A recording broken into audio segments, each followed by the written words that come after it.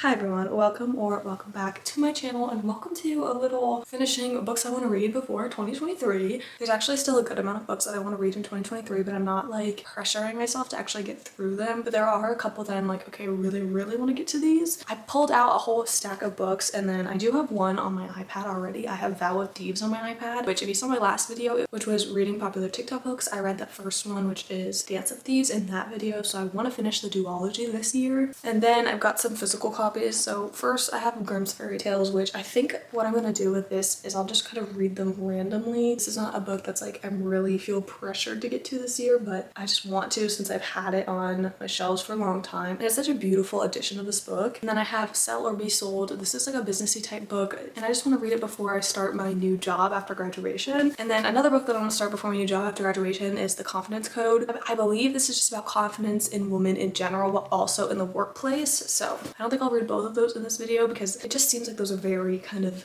niche type books. Like not everyone is gonna really be into those books. And then I have The Handmaid's Tale by Margaret Atwood. That's driving me just as crazy as it's driving you, I promise. But this is another one I want to get to. And my last option is Gone Girl, and I actually watched this movie a couple years ago and it has stuck with me, which is not normal for me when it comes to like movies and even books, to be honest. So I really want to read the book version and I'm sad that I didn't read the book first. I didn't realize that it was a book before I watched the movie. So those are my options. We'll see what I get to first.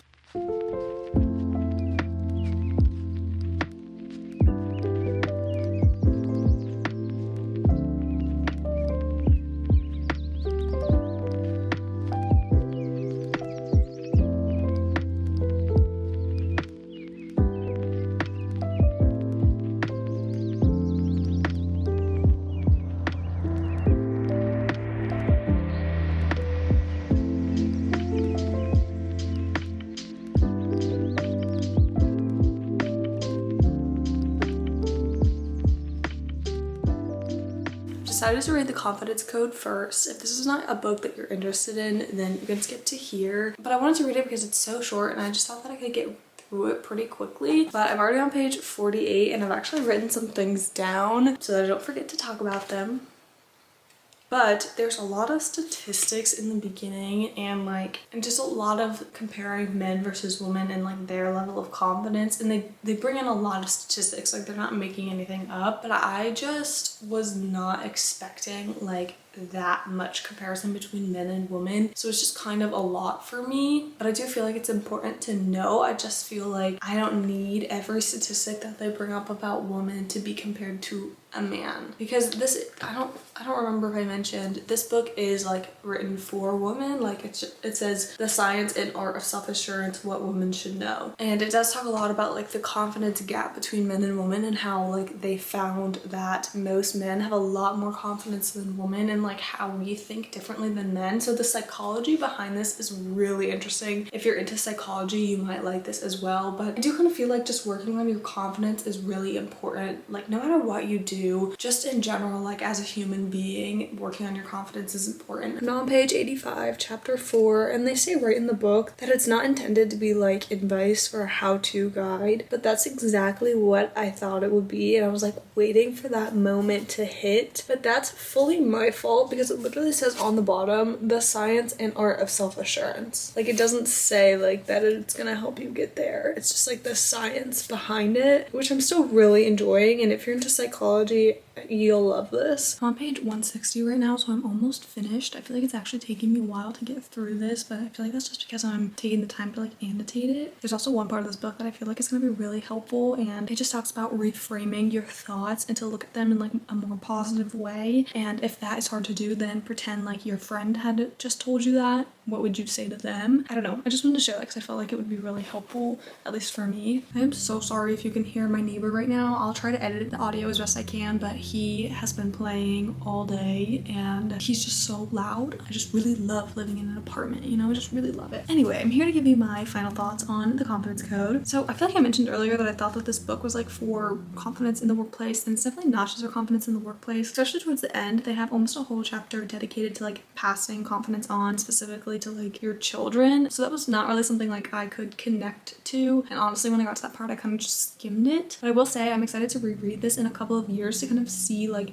what changes, like what stands out to me more in a couple of years than it does now, which is why I annotated it. And I wrote like in the front, my blue pen was from reading it in December of 2023. So I do feel like when I go back and reread it, it's going to be one of those books where different things are going to speak to me, because obviously I'll be at a different point in my life when I reread this. But I am going to give this a 3 out of 5 just because it was hard for me to read for long periods of time, because like I said, it was a lot of psychology, so it was like a heavier read. I was not expecting it to be so much psychology focused. I don't know why though, like I should have known that, like that's my bad. And like I mentioned, there was a lot of comparisons between men and women, which makes sense, and I know it makes sense, but it for some reason just like bothered me. I'm now gonna switch gears and start listening to the audiobook of The Vow of Thieves, and this says I have 14 hours and 50 minutes left, so like basically 15 hours, which I haven't started it by the way. But this is perfect because I have to clean a little bit and I need to finish doing my online shopping for like Christmas gifts, so I'm gonna listen to this while doing that. Whenever I listen to audiobooks, I always listen at 2 times speed. So it says I've been listening for 3 hours, but really it's been an hour and a half, and I'm already 21% of the way through the book, and I'm really liking it so far. It still follows like the same characters and everything, and it picks up right where the first book ends, which I really like that it did that, especially because I just finished the first book like 2 days ago. So I like that it started exactly where the first book ends. I also feel like it doesn't really give you any backstory at all, so you'll definitely have to read the first one, which I like when the second books don't do that, because to me I'm always gonna read the first one first, so I don't need you to recap the first one for me. I have been literally non-stop listening to this audiobook, so I'm now 72% of the way through, which that was so fast. But I'm really liking that there's a lot of action in this one, and I feel like that's mostly just because we don't really have to take the time to like set anything up, since this is the second book in the series. But I also like that the audiobook has different people narrating for different point of views, and it's not just like the same voice all the time, because that really helps me to distinguish which point of view, like who's talking. I also at the point where I'm like, how is this gonna end and like not be a series unless like there's gonna be more books coming out, but as of right now it's just the duology, so I'm like a little bit confused on that. But I'm really liking with this audiobook that I can like listen to it while getting ready. Like I literally have barely paused it at all. That's how I ended up getting 72% of the way done so quickly. And then I also found a couple more audiobooks on Libby that I'm super excited about, which I'll probably incorporate in the next few videos and with my next book. I'm at exactly 89%, and I thought I would give a little update before I keep going, or no, before I take my break, because I'm gonna eat some lunch and just like chill for a little bit. But I really wish I could walk on the treadmill while listening to this, but I went on a 4.5 mile walk the other day and my calves are hurting so bad. But also I think there's just something wrong with my calf, or like something wrong with me, because my right calf, whenever I work out really hard, always hurts. Like if I'm lifting weights or anything, it'll hurt the next day, like no matter what I do, no matter how much water I drink or like bananas I eat, nothing has helped with that. So I don't know what's wrong with me, but I just wish I could go walk on the treadmill while listening to this. But I always feel like my ratings are gonna be different whether I listen to it or whether I actually read the book, because I definitely feel like I missed some parts of books while I'm reading the audiobook. Like if I try to do something at the same time while listening to the audiobook, I feel like I miss parts of it. So I've been trying to not do that, especially towards the end. I just finished Vow of Thieves and I really liked it. I think I liked it more than the first one, but I don't know if I'm gonna rate it higher than a 3.5 star or maybe a 4. I don't know. I also feel like this is a book that I immediately want to do a reread of, like not right away, but eventually at some point, because I was scrolling through Goodreads and I didn't realize there's a prequel series to this book duology. I don't know if that series came out before or after this, but it's basically like about the queen and like her story, I believe, and it's technically like set before these 2 books. So I don't know if people normally read those before this duology and I kind of messed up the order of that. I don't know, but now I kind of want to read the prequel and then read this duology again and see like if my thoughts change. Also guys, I should stop reading romance for a while, because the 7-year slip did me dirty, and the fact that that is my most favorite couple of any romance book I've ever read. That's my most recent 5-star, and I just feel like I haven't felt connected to a book couple since reading that book, just because I loved that couple so much. So even in this duology, I feel like I was not connecting to the couple because of that. But that won't be a problem in our final book, because I am reading Gone Girl. And I think I mentioned earlier that I've actually seen this movie already, so I know how it ends. I remember the ending because it was just so shocking. The ending was like, I was just shook basically. But from what I remember, this is about a husband and wife, and then all of a sudden the wife disappears. Like no one knows what happens to her. And I'm pretty sure the guy is the main suspect, but I don't don't remember for sure. I just feel like the husband is always the main suspect, but I feel like I'm really gonna like this because like I said, I really liked the movie, but also there's like diary entries in here, and I just love when books sprinkle in some diary entries. I don't know why, but I love that. Also, I did download the audiobook version of this on Libby, but I think I'm gonna mostly read it. I just decided to download the audio version for like when I'm eating, when I'm working out, like things like that. I can listen to the audio. And also I'm worried that this copy of this book is going to drive me crazy because it's one of those like thick and short ones instead of like being like a normal size. Like, yeah, that's gonna drive me crazy. So if I need a break from like holding this short tiny little book, I could just switch to the audiobook.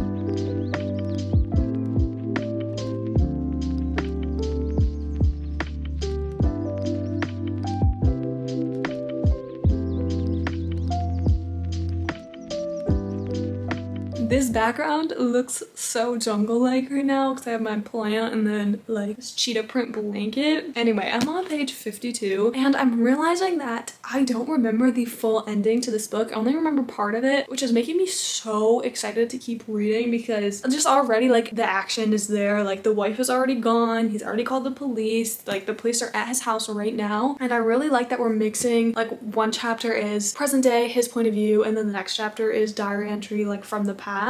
But I was right, like this short little copy of this book is like driving me crazy, like just holding it and like the entire page being words, like there's not really a border. I don't know why that's driving me crazy, but it is. There's a part in the past timeline that makes me want to throw a shoe at this main male character, like the husband, and it literally has nothing to do with like her disappearance. It's just straight up like that's messed up, you know, like that's the best I can explain it without telling you exactly like what I'm talking about. Anyways, I'm on page 112, so I'm gonna keep reading and I'm gonna keep hating on my tiny little copy of this book. We already know that the 7-year slip has ruined every single romance book for me for at least the rest of the year, so I'm really appreciating that the couple in this book is like deeply failing at being a couple. Like if I was in this situation, I would be like seeking some outside therapy, some help. I hate Nick so much. Like we're just finding some things out about him and I just gives me the irk. Like I just want to like punch him, and it's like,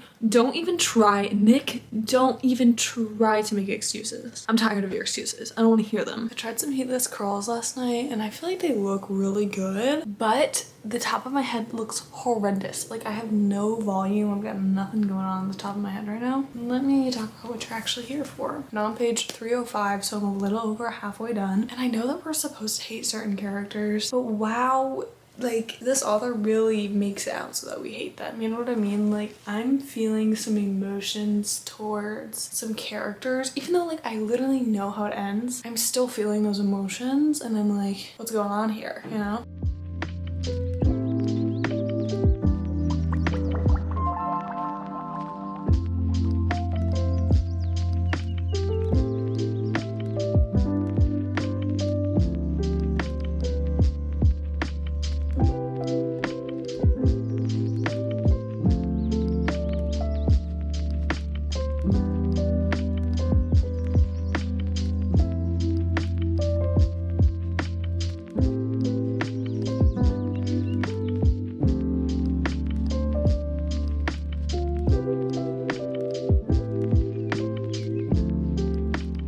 I'm on page 465 and for the past like, I don't know, 30 pages, I've been waiting for things to die down, but I just keep reading and keep like being shocked at like, just the story just keeps going, like the plot never ends. I just finished Gone Girl. I do think it's important to know before you go into this book that a lot of heavy stuff kind of happens, especially towards the end, so you might want to check some trigger warnings on this one. Overall, it was okay. I was a little disappointed with the pacing of this book, but I do feel like if I didn't already know what happens because I watched the movie, unfortunately, I feel like I would have been very shocked at all the plot twists. The ending also just felt so dragged out. Like this book could have been 20 to 50 pages shorter because the ending just took way longer than it needed to. But I will say I am someone that likes the end of thriller books to be kind of like, okay, here's the plot twist, here's a couple more pages where we wrap everything up, and then that's it. This book had like 2 or 3 chapters worth of wrapping things up, and it just felt unnecessary to me. Overall, I'm gonna rate that one a 3 out of 5. Didn't love it, didn't hate it. I do think my rating might have been higher if I didn't know the plot twists already, but I just was not in love with the book, unfortunately. And then I also read Vow of Thieves in this video, which feels like forever ago, but that was also a really good read. I think I'm sticking with a 3.5 for that one, even though I did like it a little bit more than the first one. I just wasn't super into the relationship in it, and it's a very like romantic-y type of book, so there is a lot of romance in it, which again, I just feel like that's just me because I did fall so heavy for the 7-year slip and the couple in that book. So I think I just need a hiatus from romance for